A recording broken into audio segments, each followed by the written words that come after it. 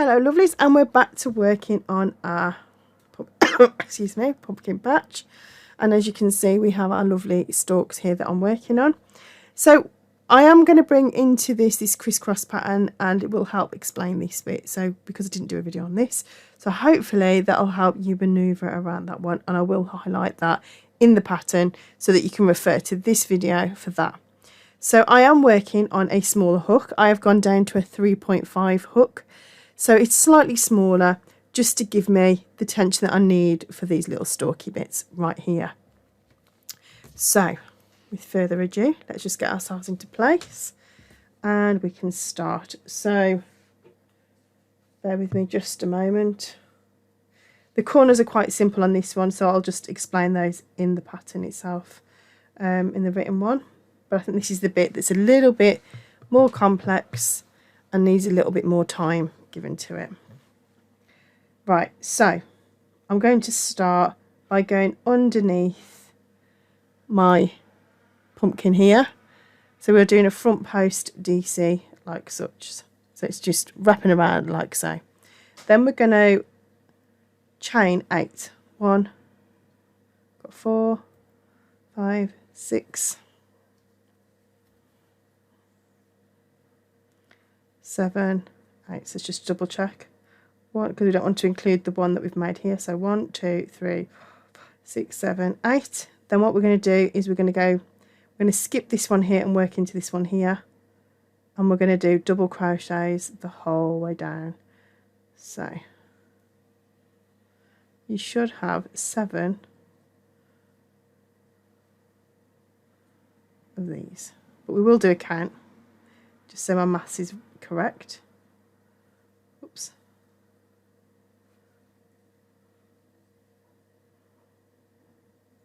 Oops, where's it gone?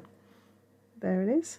And then what we're going to do to finish it, so we should have 1, 2, 3, 4, 5, 6, 7, because it includes our turning stitch there. Then we're going to take our hook, we're going to go through the middle of our top stitch here, and then through the base of our double crochet there. So you should look like that. Okay, pull through all the way through, so you have 2, and then just finish that double crochet off there. And then you're just going to work 1, 2 into there, like so. Then we're going to double treble, post into these areas here that we've ignored on the previous row. So wrap it round so you've got 1, 2, 3. Go into the first one, not the first one, the second one. So the one on the left, pull through and then double crochet like so. Okay, then we're going to double crochet again, and then we're going to do the same again. We're going to go through this side here, so you can see it's just naturally crossing over because we're forcing it to the other side.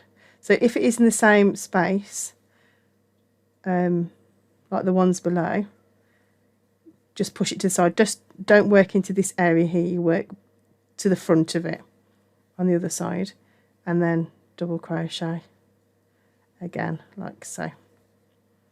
And that gives you that cross. Can you see how that cross has happened?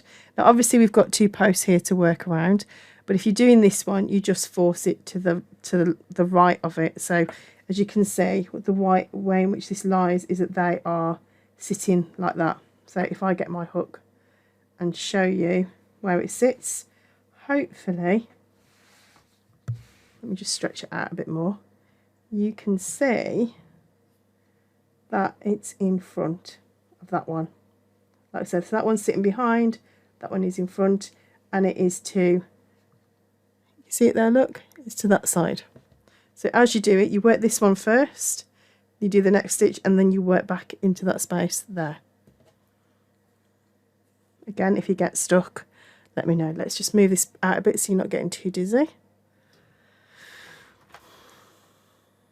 And then, let me just realign myself. And then you work behind. So can you see how my hook is like that? Pull your yarn through and up. work through those 2 and then chain your 8. 3, 4, 5, 6, 7, 8. Skip the one that's here and work directly into that one there, and then just work into each one. Again, can you see where I'm anchoring? I'm anchoring where I'm working. I'm not holding on to the blanket now.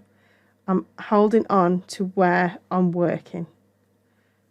God, it's so hot here. Whew, I'm sweating.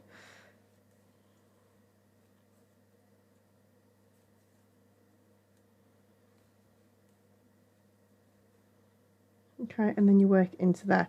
Now to finish it off, this is the bit that's really important because this is the bit that's going to keep it neat. Go through the top part of your stitch there, so those 2 V's there, into the middle, and then into the front loop there of your double crochet. Okay, now you can go through 3, it doesn't matter, you can have all 3 there if you want. It's just so it anchors it and it neatens it up. We do a double crochet after we pull through, and then we do our next 2. So this is critical, this video, in getting this part right. So hopefully that will help you align yourself. I'm not sure why it's gone blurred. There we go. And as you can see, I've been using stitch markers to keep my count. So every few rows I'll keep a count and I'll work 50. I'll count 50 and 50 just to make sure I'm on the right, because this is essential to this particular blanket. So you will find on the pattern there will be a stitch count for you, and I will go through the midnight blanket to ensure everything is as it should be. Okay, so the next thing is double treble.